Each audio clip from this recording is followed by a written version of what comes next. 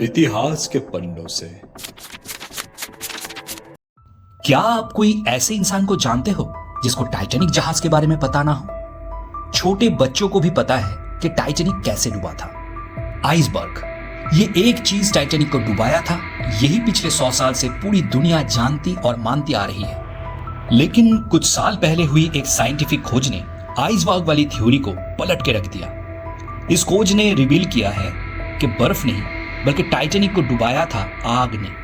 Titanic डूबने की main reason खोजने के साथ साथ साइंटिफिक एनालिसिस 5 ऐसे मिस्टेक्स को भी खोजा है जो अगर ना हुए होते तो शायद टाइटैनिक डूबती नहीं, या अगर डूबती भी तो 1500 लोगों की जान नहीं जाती। आज की वीडियो में मैं 100 साल से भी ऊपर दबी हुई उन सच को आपके सामने लाऊंगा। उन 5 मिस्टेक्स के बारे में भी बताऊंगा जिसमें से 5वां या आखिरी मिस्टेक सबसे मामूली एक ह्यूमन एरर था और अगर ना हुआ होता तो अकेले ही टाइटैनिक को डूबने से बचा सकता था।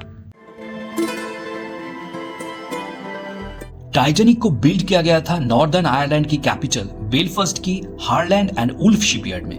लगभग 26 महीने तक 3000 लोग हफ्ते में 6 दिन 12 घंटे की शिप में काम करके बनाए थे इस ऐतिहासिक जहाज को। इस पूरे बनने की समय की बहुत सी फोटोज और वीडियोस आज भी प्रिजर्व है। 1912 की 10 अप्रैल इंग्लैंड की सादमटन बंदर से जब टाइटैनिक अपनी पहली और आखिरी यात्रा के लिए निकली, उस समय की भी बहुत सारी फोटोज और वीडियोस ली गई थी। अटलांटिक ओशन की नॉर्थ साइड में कनाडा की न्यूफाउंडलैंड कोस्ट से लगभग 600 किलोमीटर दूर समुद्र की पानी के 12,500 फीट गहराई में टाइटैनिक जहाज की अवशेष पड़ी हुई है। पिछले 100 साल में 100 से भी ज्यादा एक्सपीडिशंस हुई है अटलांटिक ओशन की उस गहराई तक, सिर्फ टाइटैनिक को देखने और जांचने के लिए। और उन सब एक्सपीडिशन से मिली है हजारों फोटोज और वीडियोस।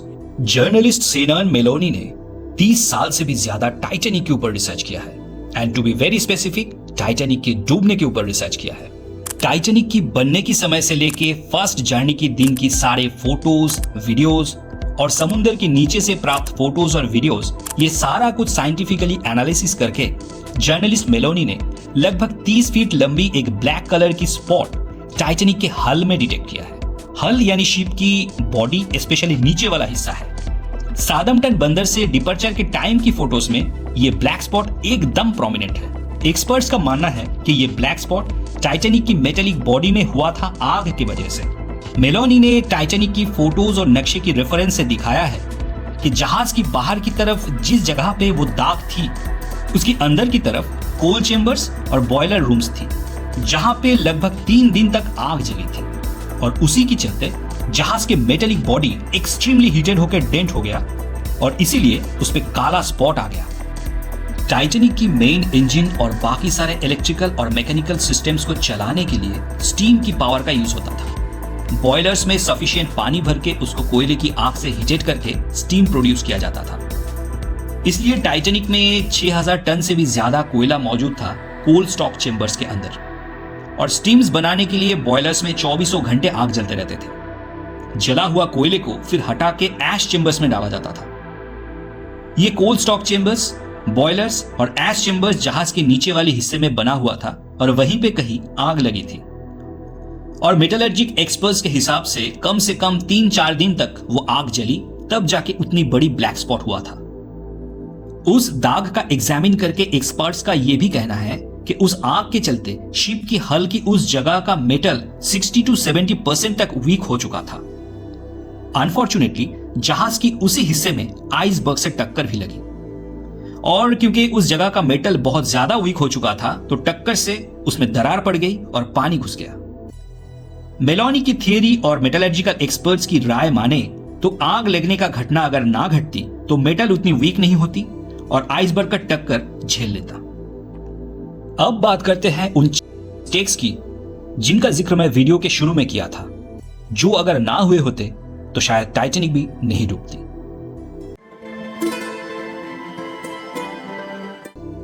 टाइटैनिक में पैसेंजर कैपेसिटी के हिसाब से 64 लाइफ बोट्स होने चाहिए थे। ये नंबर उस शिप के सारे पैसेंजर्स और क्रू मेंबर्स को एक्सीडेंट के टाइम पे इमरजेंसी इवैक्यूएशन के लिए एकोमोडेट कर पाता। उस शिप को डिजाइन करने वाले इंजीनियर्स का भी यही रिकमेंडेशन था, लेकिन उस शिप को ओन करने वाली कंपनी ने यह बात नहीं मानी। कुछ पैसा बचाने के चक्कर में और शिप में ज्यादा जगह बनाने के चक्कर में 64 की जगह सिर्फ 20 लाइफ बोट के साथ टाइटैनिक अपना सफर शुरू करता है, इस विश्वास के साथ कि ये जहाज अनसिंकेबल है, लाइफ बोट्स की जरूरत ही नहीं पड़ेगी। लेकिन एक्चुअली में जब एक्सीडेंट हुआ तो लाइफ बोट्स कम पड़ गई और बहुत सी लोगों की जान जो लाइफ बोट्स ज्यादा होने से बच सकती थी वो नहीं बची।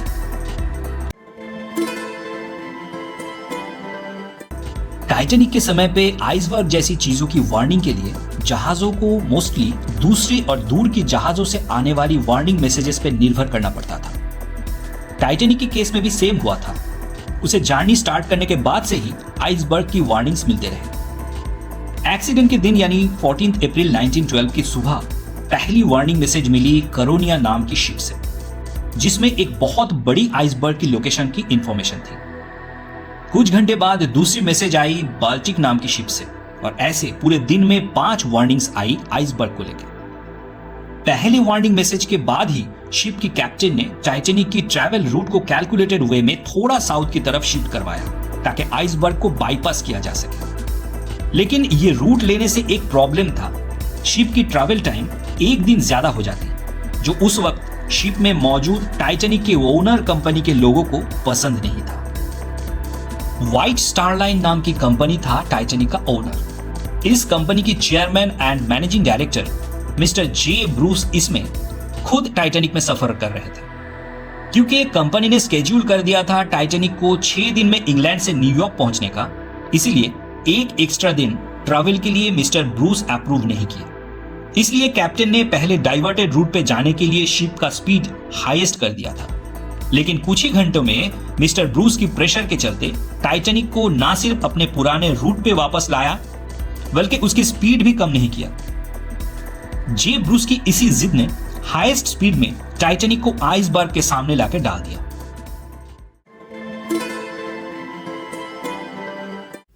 टाइटैनिक में 2 वायरलेस ऑपरेटर थे जिनका काम था जहाज में आने वाली रेडियो कम्युनिकेशन मैसेजेस को कन्वे करना। 2 तरह के मैसेजेस आते थे।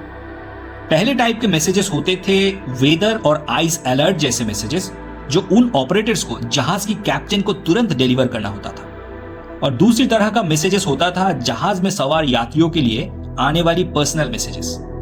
हालांकि ऑपरेटर्स को अच्छा सैलरी मिलती थी और उनको दोनों तरह के मैसेजेस ही डिलीवर करने होते थे, लेकिन यात्रियों का मैसेजेस डिलीवर करने से उनको यात्रियों से एक्स्ट्रा पैसा और टिप मिल जाता था। जिस दिन टाइटैनिक आइसबर्ग से टकराई उस दिन कई सारे आइसबर्ग अलर्ट के साथ साथ वायरलेस में साधारण यात्रियों के लिए बहुत सारे पर्सनल मैसेजेस भी आए। सुबह से दोपहर तक alert messages time to time deliver करने के बाद दोनों ऑपरेटर ही यात्रियों के पर्सनल मैसेजेस डिकोड करने में ज्यादा बिजी हो गए। शाम के 4 बजे के बाद सीनियर ऑपरेटर रेस्ट लेने के लिए अपने केबिन में चले गए। उसके बाद आइसबर्ग की अलर्ट की एक आखिरी मैसेज शाम की लगभग 5 बजे आती है और उस टाइम वायरलेस रूम में मौजूद थे जूनियर ऑपरेटर हैरोल्ड ब्राइट। लेकिन उन्होंने उस इंपॉर्टेंट मैसेज को डिकोड ही नहीं किया, बल्कि पैसा कमाने के चक्कर में पैसेंजर्स के पर्सनल मैसेजेस ही डिकोड और डिलीवर करते रहे। लगभग 2.5 घंटे बाद उसने वो अलर्ट मैसेज डिकोड किया। टाइटैनिक डूबने के कुछ दिन बाद लंदन में जब टाइटैनिक के डूबने की कारण खोजने के लिए इन्वेस्टिगेशन कमीशन बैठा तो उसके सामने अपना कन्फेशन देते समय हैरोल्ड ब्राइट ने बोला था कि 7:30 बजे के आसपास मैसेज कैप्टन को डिलीवर करने के लिए वो जहाज की ब्रिज जहां से कैप्टन शिप को ऑपरेट करते हैं वहां गया था।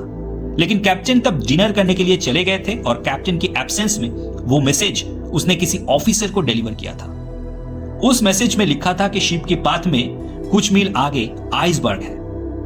लेकिन उस मैसेज के मिलने के बाद भी शिप की डायरेक्शन चेंज नहीं किया गया या उसका स्पीड भी कम नहीं किया गया, और ये बहुत ही स्ट्रेंज बात है। अब क्योंकि शिप की कैप्टन या बाकी ऑफिसर्स जिंदा नहीं थे तो उनका स्टेटमेंट नहीं मिला, इसीलिए जूनियर ऑपरेटर ने सचमुच वो मैसेज डिलीवरी किया था या नहीं वो प्रूव नहीं हो पाया। लेकिन अगर 5 बजे मैसेज मिलने के बाद ही वो कैप्टन को डिलीवर कर दिया होता, या अगर ऑफिसर्स को वो मैसेज सही में मिला हो और उसने उस पर एक्शन लिया होता तो टाइटैनिक का हादसा रोका जा सकता था। अब गलती किसी की भी हो, लेकिन अंजाम बहुत बुरा हुआ। टाइटैनिक जब आइसबर्ग से टकराई तब 14 अप्रैल की रात की 11:40 हो रहा था।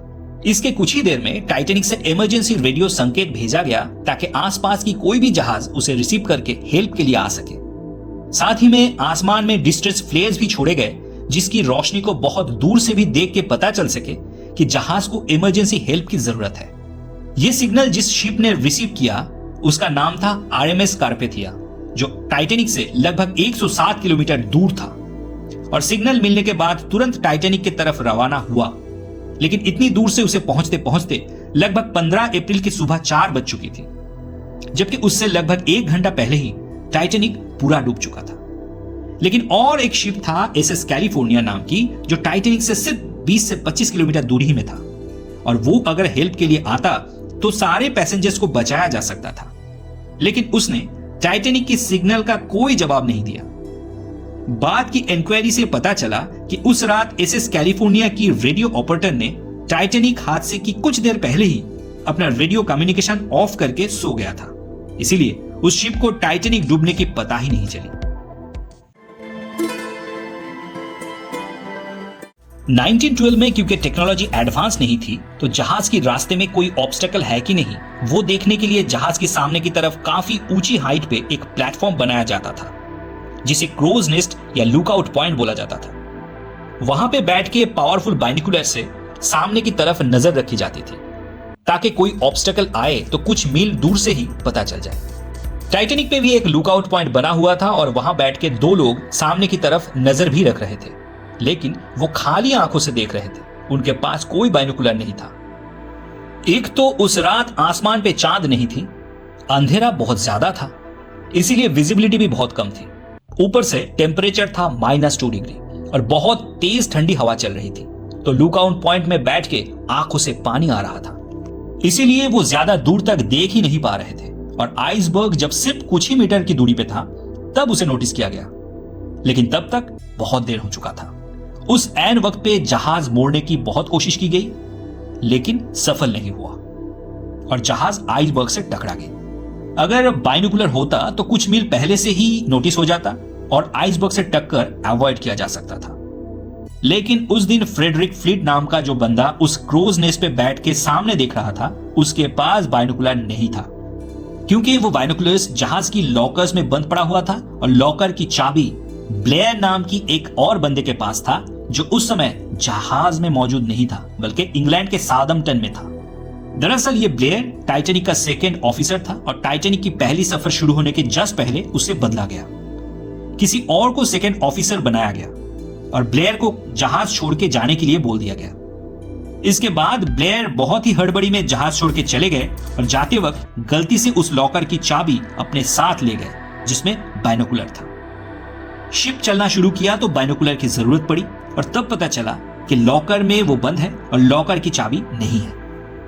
और ऐसे ही हुआ था सबसे बड़ा मिस्टेक, जो अगर ना हुआ होता तो शायद 1500 लोगों की जान नहीं जाती। लेकिन एक बात जरूर है, इतनी सारी गलतियां, इतनी सारी घटनाएं जब एक साथ हो तो शायद वो सिर्फ ह्यूमन मिस्टेक नहीं होता, उससे बड़ा कुछ होता है, जिसे कुदरत की लेख या डेस्टिनी कहा जाता है, जिसके लिए उस दिन टाइटैनिक और उसके 1500 यात्री सरवाइव नहीं कर पाए। आपको इस विषय में क्या लगता है, कमेंट में जरूर बताइए। और वीडियो अगर अच्छी लगी तो उसको लाइक, शेयर और चैनल को सब्सक्राइब जरूर कीजिए।